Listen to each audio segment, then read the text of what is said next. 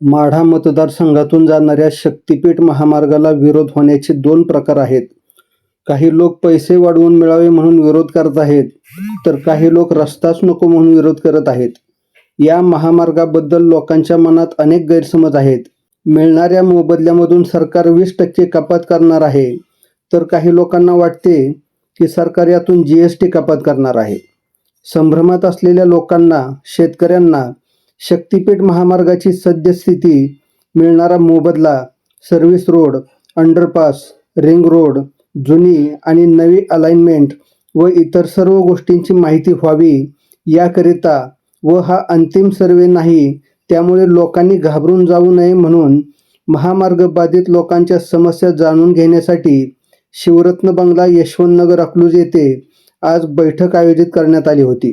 ज्येष्ठ नेते विजयसिंह मोहिते पाटील यांच्या मार्गदर्शनाखाली व आमदार रणजितसिंह मोहिते पाटील, खासदार धैर्यशील मोहिते पाटील, आमदार उत्तमराव जानकर यांच्या अध्यक्षतेखाली या बैठकीचे आयोजन करण्यात आले होते.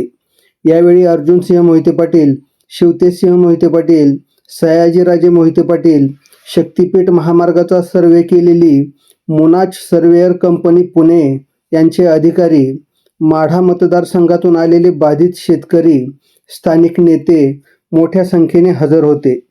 शक्तिपीठ महामार्ग कुठून कसा सुरू होतो, सोलापूर जिल्ह्यातील कोणकोणत्या तालुक्यातील किती गावे, किती एकर क्षेत्र बाधित होते यांची अभ्यासपूर्ण माहिती आमदार रणजितसिंह मोहिते पाटील यांनी उपस्थितांना दिली.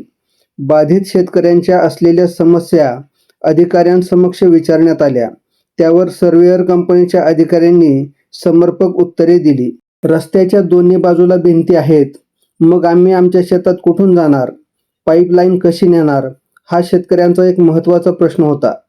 त्यावर उत्तर देताना अधिकारी म्हणाले, प्रत्येक 500 मीटर अंतरावर अंडरपास असणार आहे.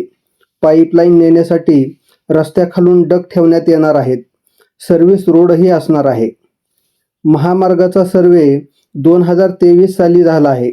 त्यानंतर त्या क्षेत्रामध्ये अनेक बदल झाले असतील. नवीन घरे, विहिरी, पाईपलाईन, झाडे लावली गेली असतील. अजून संयुक्त मोजणी झालेली नाही. वन खाते, कृषी विभाग, महसूल, इरिगेशन व इतर विभाग हे याची पाहणी करून घर, झाडे व इतर गोष्टींचे वय ठरवतील व त्यानुसार पंचनामा होऊन मूल्यांकन करण्यात येईल. वर्ग 2 ची जमीन असेल तर 10% रक्कम कपात करण्यात येणार आहे. शक्तिपीठ महामार्गाला त्या भागातील रेडी रेकनरचा दर गृहीत न धरता सगळ्या जमिनींना सरसकट समान दर धरण्यात यावा. रेडी रेकनरच्या तफावतीमुळे खूप नुकसान होते आहे. नवीन झाडे लावलेल्यांनाही नुकसान भरपाई मिळावी.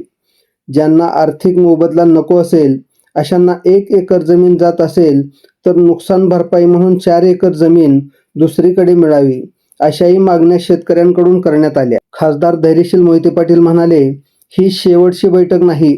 मी लवकरच माढा मतदारसंघातून महामार्ग जाणाऱ्या सर्व गावांचा दौरा करून बाधित शेतकऱ्यांच्या समस्या जाणून घेणार आहे आणि त्या समस्या नंतर मी सरकारबरोबरच्या बैठकीत त्यांच्यासमोर मांडणार आहे.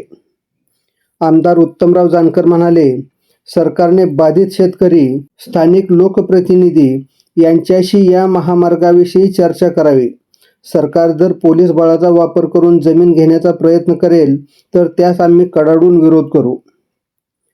सहमतीने जमीन दिली तर 2023, 24 व 25 सालामधील जो सर्वात जास्त रेडी रेकनरचा दर असेल तो देण्यात येईल आणि जर काही बाबींविषयी हरकत असेल तर 4 पट दर देण्यात येईल. हरकती मिटल्यानंतर राहिलेला 1 पट दर देण्यात येणार असल्याची माहिती सर्वेयर कंपनीच्या अधिकाऱ्यांनी दिली.